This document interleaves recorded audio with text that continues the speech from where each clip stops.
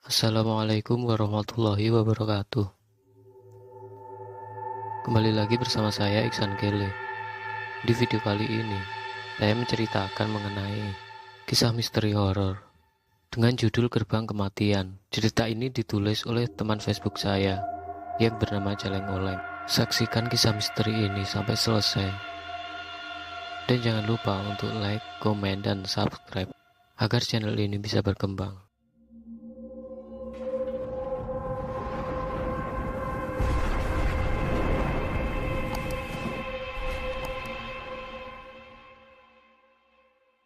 Aku bekerja di sebuah swalayan di kotaku. Baru beberapa bulan saja, aku sudah mempunyai banyak teman, baik cewek atau teman cowok. Padahal, aslinya sifatku ini sulit untuk gaul, alias kuper. Tapi jujur, aku masih agak minder kalau pasti deketin sama Ferdi. Ferdi sudah tergolong senior di sini. Dia selalu memberiku semangat dalam bekerja. Selalu mendukung pendapatku setiap ada meeting. Pada mulanya aku merasa heran juga. Kok mau-maunya dia kasih perhatian sama aku? Apa sih istimewanya aku dibanding Cika atau Agnes? Kedua temanku itu saling berusaha menarik perhatian Ferdi yang memang ganteng abis. Sejauh ini aku sama sekali belum punya niatan untuk cari pacar. Aku bekerja karena tuntutan keluargaku, yang memang hidup pas-pasan. Ayahku bekerja sebagai PNS di sebuah kantor cabang, sementara ibuku hanya seorang ibu rumah tangga. Namun ibu juga seorang perempuan tangguh. Ibu tak mau hanya mengandalkan gaji dari ayah, yang tidak seberapa itu. Maka ibu mencari peluang untuk mencari pundi-pundi, demi membantu roda perekonomian keluarga. Salah satunya membuat kue yang dititipkan pada kantin kantor tempat ayah bekerja. Selain itu juga, karena era digital ini ibu bisa mempromosikan lewat medsos. Alhasilnya lumayan, jam sudah menunjukkan angka 9. Berarti sebentar lagi tugas pekerjaanku selesai. Di luar gerimis, baru saja turun. Aku mulai gelisah memikirkan cara untuk pulang. Kalau Cika pasti dijemput kakaknya, Agnes. Dia udah lebih dulu deketin Ferdi untuk numpang bonceng. Aku masih mematung, bingung lantaran mau pulang pakai apa. Ikut aku aja, Tik. Mbak Hera tiba-tiba sudah berdiri di sampingku. Mbak, tapi arah kita kan beda, Mbak, balasku. Nggak apa-apa, kalem aja. Sekali-kali aku antar sekalian biar tahu rumah kamu. Tapi nanti Mbak kemalaman. Ayo naik. Mbak Hera memberikan helm. Alhamdulillah. Ternyata aku punya senior yang baik hati. Oh iya, Mbak Hera bekerja sebagai kasir. Dia sudah lebih dari 2 tahun dan baru cuti 2 kali, yaitu cuti hamil. Itu berarti Mbak Hera sudah punya anak 2. Seperti biasa, setiap hari sholat subuh, aku dan ibu langsung ke dapur buat nyiapin sarapan pagi. Nah, kebetulan juga sisa nasi di Magicom bekas semalam masih banyak. Maka untuk menghemat ART, aku dan ibu sepakat bikin nasi goreng. Seperti biasanya, setiap mau berangkat kerja, aku harus ngorder dulu.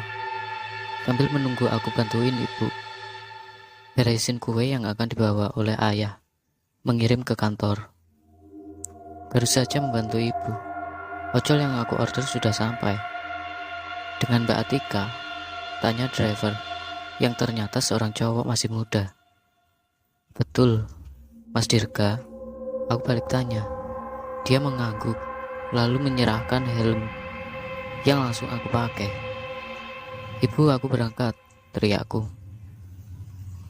Ya, hati-hati, balas ibu juga teriak.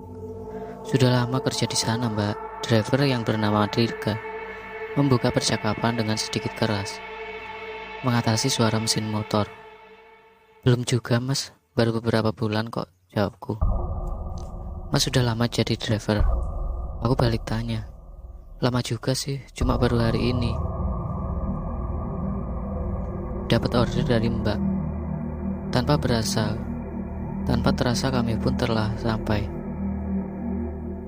Setelah basa-basi transaksi pembayaran, aku pun masuk ke swalayan, tempat aku bekerja. Entah secara kebetulan atau memang jodoh kali ya. Duh maunya, malamnya order ojol nyangkut ke cowok sore tadi. Mbak Tika, kita ketemu lagi nih. Seloroh Dirga. Mungkin jodoh kali mas. Balasku ngasal. Cowok itu melongo mendengar kata-kataku. Amin mbak, amin. Dirga mengangkat tangan dan mengusap wajah. Mas kenapa? Tanyaku heran melihat sikapnya yang polos. Aku mengaminkan doa mbak yang tadi. Doa apa? Tadi mbak bilang mungkin jodoh mas. Dirga menirukan ucapanku. Oh itu, haha. Bikin aku ketawa. Cowok itu juga tertawa. Sejak perkenalan itu, entah kenapa pikiranku selalu teringat sama dia. Apa aku ini termasuk cewek caperan? Atau terlalu mudah untuk tidak? Apa aku ini termasuk cewek baperan? Atau terlalu mudah untuk jatuh cinta? Aku tak boleh berpikiran terlalu jauh tentang dia. Lagian, aku juga belum kenal sama dia. Kok jadi mau-maunya mikirin dia? Tapi ya itulah yang namanya hati. Dia jujur tak bisa dibohongi. Dirga memang ganteng. Dia tipe cowok ideal. Bodinya kelihatan banget kalau dia suka nge-gym. Tika, tolong dong kamu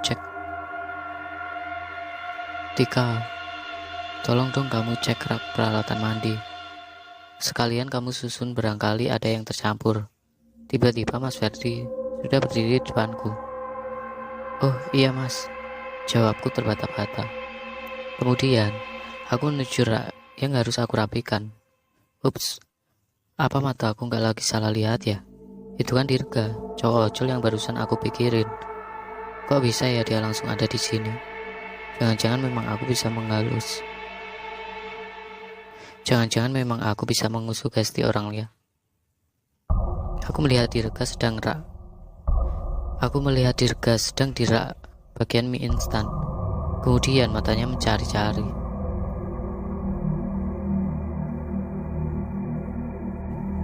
Hatiku tiba-tiba berdebar-debar, jantung pun berdegup keras. Saat aku melihat Dirga berjalan ke arahku, aku menundukkan kepala seolah tak melihatnya. Langkah cowok itu semakin dekat dengan tempatku berdiri. Sepertinya dia tengah mencari sesuatu dan tak menghiraukan aku. Tapi ketika aku mengangkat kepala, Dirga memandangku. Kamu? Dirga membantu ucapannya. Aku balas memandangnya. Dalam hatiku meledak juga, Hatiku bersorak gembira melihat cowok ganteng ini menyapa aku. Care banget aku ya. Ya ampun Dirga, jangan pandang aku kayak gitu dong. Kamu pulang jam berapa? Astaga Dirga, kamu nanya, aku cuma diam memperhatikannya. Loh, ditanya kok diam sih kamu? Pulang jam berapa? Dirga mengulang pertanyaannya dengan dieja satu persatu. Jam 10, jawabku pendek. Dirga melihat handphonenya. Baru jam 9 lebih. Masih lama juga ya. Tapi gak apa deh, nanti aku tunggu di warung kopi aja ya. Menunggu, Dirga mau menunggu aku. Apa kupingku gak salah dengar? Tapi aku belum order kok. Aku juga gak buka aplikasi. Aku cuma mau belanja ke sini. Sekalian lihat-lihat barangkali kamu belum pulang. Dan ternyata benar juga. Oke ya, aku tunggu nanti.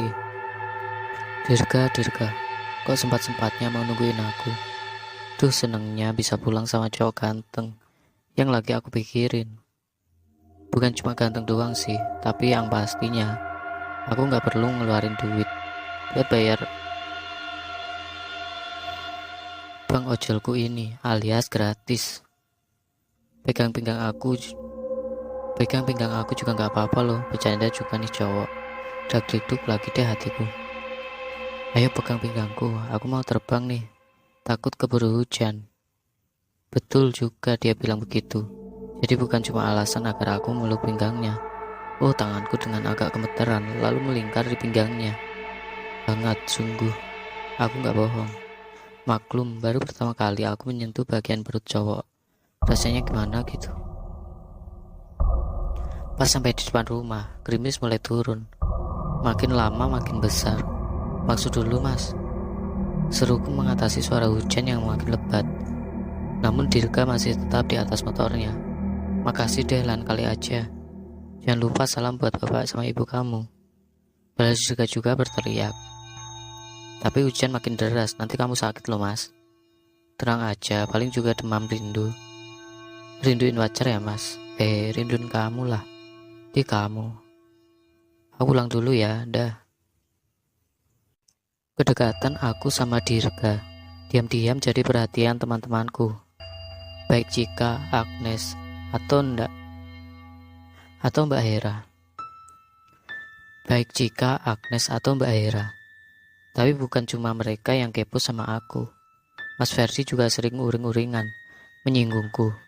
Dia sempat bilang begini, apa karena aku sudah tua ya? Sampai-sampai aku dicuekin sama Tika, kata Mas Ferdi, seraya melirik ke arahku. Tentu saja semua temanku jadi tersenyum. Bukan udah tua, Mas, tapi kurang keren jika menampilnya. Tapi bagi aku, Mas Ferdi satu-satunya cowok yang ada di hati aku, sambung Agnes, dan tawa kami pun semakin meledak. Kamu beruntung loh, Tik, dapet cowok ojol. Kan bisa bolak-balik gratis, kata Cika saat jam istirahat. Menghina apa menghibur nih? Tanyaku sambil pura-pura cemberut. Menghibur dong. Kalau Mas ojol ngelirik aku, pasti aku yang ngembak duluan tuh, lanjut Cika. Tapi aku belum yakin sih kalau dia cuma driver ojol. Maksud kamu? Siapa tahu dia jadi driver cuma sampingan aja. Padahal aslinya mungkin dia ada kerjaan lainnya. Ya, mungkin juga kalau Dirga punya kerjaan lain selain jadi ojol. Siang itu aku mengajak Dede Afka, keponakanku, ke sebuah toko mainan mau beliin boneka yang bisa goyang bokong. Sebelum sampai toko, sekilas aku melihat motor milik Dirga. Aku berhenti dulu untuk memastikan apa betul itu motor dia. Ternyata Dirga keluar dari dalam sebuah kantor.